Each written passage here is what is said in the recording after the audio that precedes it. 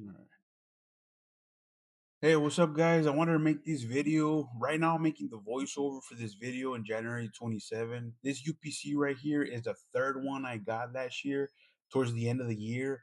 And if you remember last year, I opened one myself and I left one for my son. This one I was going to use as an investment, but since the time of the recording, which was the 16th, I hadn't found any packs. So I went ahead and traded it for my son, to my son, for all of the loose packs that he had. He had 5 Mega Evolutions, three Journey Togethers, and a bunch of Japanese packs. And I went ahead and in total there were 19 packs. The UPC has 18. So I said, you know what? Even trade. The Japanese packs I got from Pokeandy.com, and the loose packs I had actually gotten from the marketplace, from a reseller, for market price.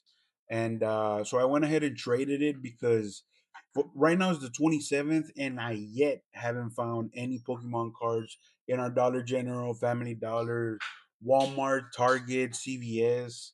So I went ahead. I should have done like one a day, but it had already been 2 weeks since I had opened any packs. So I said, you know what? Fuck it, I'm gonna go ahead and just trade it for my son.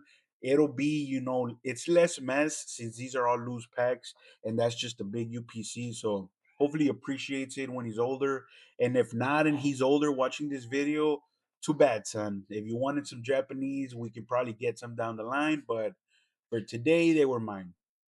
Um, so yeah, and speaking of getting stuff from Target, hey guys, I know I put that video up that said that Target was gonna have that, and a lot of people put it up.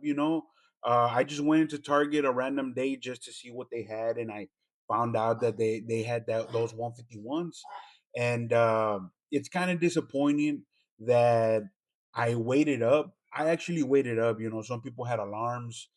Since it was Central Time, we usually go to sleep around midnight. So I said, you know what? What's 2 more hours? So, but still, the fact that it wasn't there, the fact that it kind of felt super shady. Um, you basically told a lot of people, hey, it's only for the members. I didn't get a membership. I already have a membership just for for they offer free delivery, free same day delivery if they have it in stock at the store. So I already had the membership, but the fact that they threw it out there like, hey, get the membership and you're gonna get early access to this. And when I went into it, I'm pretty sure it said that it was gonna be in stock at the store either January 30th or February 1st, which I'm gonna try to go check those days in person. Maybe I don't know, man. I I saw on Instagram that somebody posted where they had been talking to, I guess, the bot from Target, and it had told them that it was a mistake, but it was gonna be released, but that the date hadn't been thrown out there yet. That, I mean, it feels like they just automated that response, hey, no, no, no, it wasn't a scam. It will happen, but we don't have the date. Well, that's kind of messed up because you told a lot of people, yo, get the membership and you might be able to get it this Sunday. This Sunday came, and was, I'm assuming, a lot of people, try to get those cashed in on those subscriptions. And now they do let you do it by month, and it's a little bit more expensive by month, a couple of dollars, but still, for a lot of people, they might have thought, hey, you know what, might as well get the yearly if it means that they're going to be doing early drops. So to make people think that and then to not go through with it, I know I heard a lot of people saying something about, false advertisement, maybe a class action lawsuit. I don't know about that, but it is kind of fucked up that they would throw it out there and then no, social media apology, no, hey, we're sorry guys if you want refunds. I hope the people that have no use for the subscription got a refund if they try to get one, because I mean, come on, man. Whether it's $10, $5, or even 50 cents, man, You're telling me, hey, give me this money, and I'm gonna hook you up with some early stuff, and then the day comes, and then no, sorry, no, oops, it was a mistake, no, nothing. That I felt like it was kind of shady, but it's the world we live in, I guess. Can you be mad at somebody for trying to make a quick buck? Maybe you could, at huge corporations, but it's messed up what they did, I think. Whether it was a mistake or whether, it was on purpose, it's messed up, No apology, no nothing. So yeah, these packs for those Japanese ones, these right here, I have exact fit sleeves, but I also have soft sleeves. Now, what I like to do with my cards is whether they're hollows, they go on a soft sleeve. They're a little bit bigger. These exact sleeves, exact fit sleeves, they're all for 2.5 by 3.5 cards. But these exact fit, as you can see, they're a little tighter, and these exact fit perfectly inside the soft sleeves. And for anything that's an illustration rare or in Japanese an art rare, for anything illustration rare or above, I do like to upside down sleeve it, then with an exact sleeve, then a soft sleeve, normal sleeve, and then I put them into top loaders. And I do this just so it doesn't get dust on it. Um, Whether it's a 50 cent, IR, I don't think there's 50 cent IRs, but whether it's $1 or $60 or $300, anything that's an IR or above should be upside down sleeved, and then double sleeved, and then put in a top loader. I also sleeve my hollows and EXs. EXs, of course, right? I think everybody sleeves them up, but I also sleeve my hollows, just my normal hollows, and that's because was I was born in the 90s, 1993, so I grew up with, hey, yo, that's a hollow card. That's a fucking badass card, man. If it's a hollow, it's a badass looking card. And every time I look at a hollow, they look badass, man. I like how the hollows look. They look dope. Um, of course, it's not gonna compare to an illustration rare or an SIR or a secret rare, but still, hollows to me, I really like. um so yeah, these are the packs that I pulled. This is what I pulled from these packs. Not a lot of heat, if you don't count the hollows. But I did get a couple hits. I wasn't too mad about the trade I did.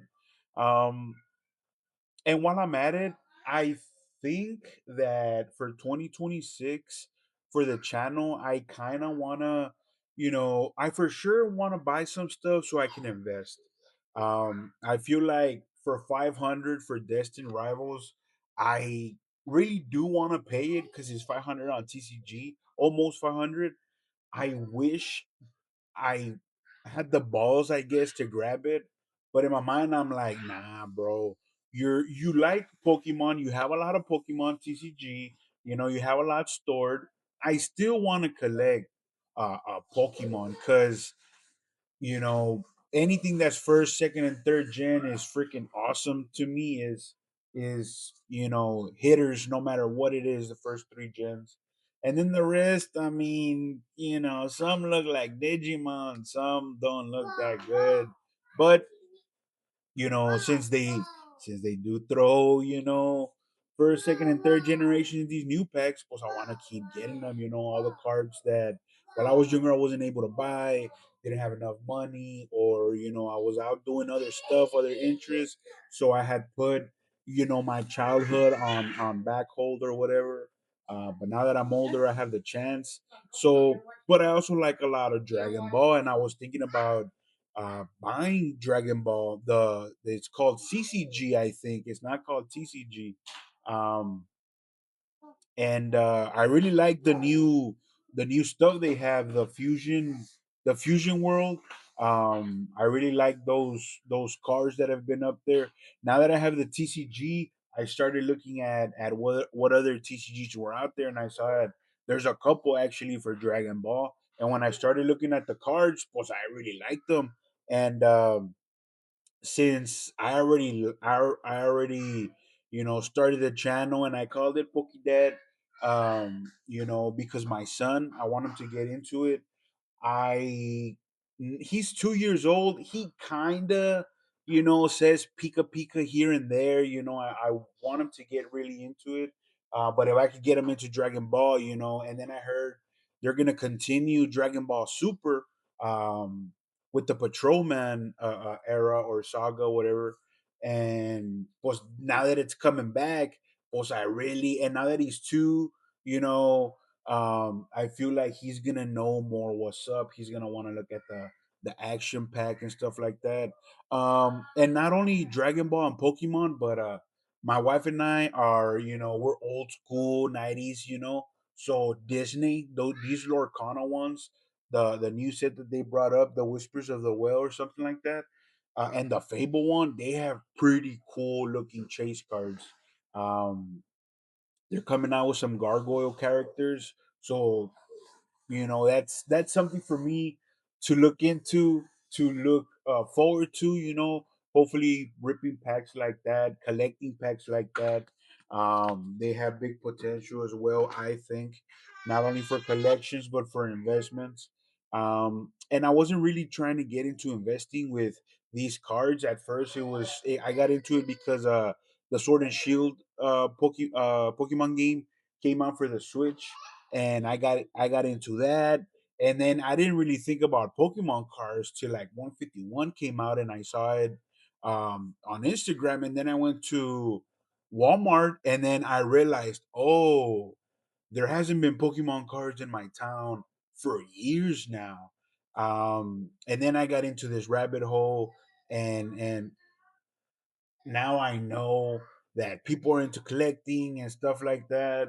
And it's a lot of rabbit holes that I can jump into, but I guess I'll jump into each and every one by one in their own video. But for now, these are the pools that I got for the English. These are what I got right here with the two Megaladias at the end EX.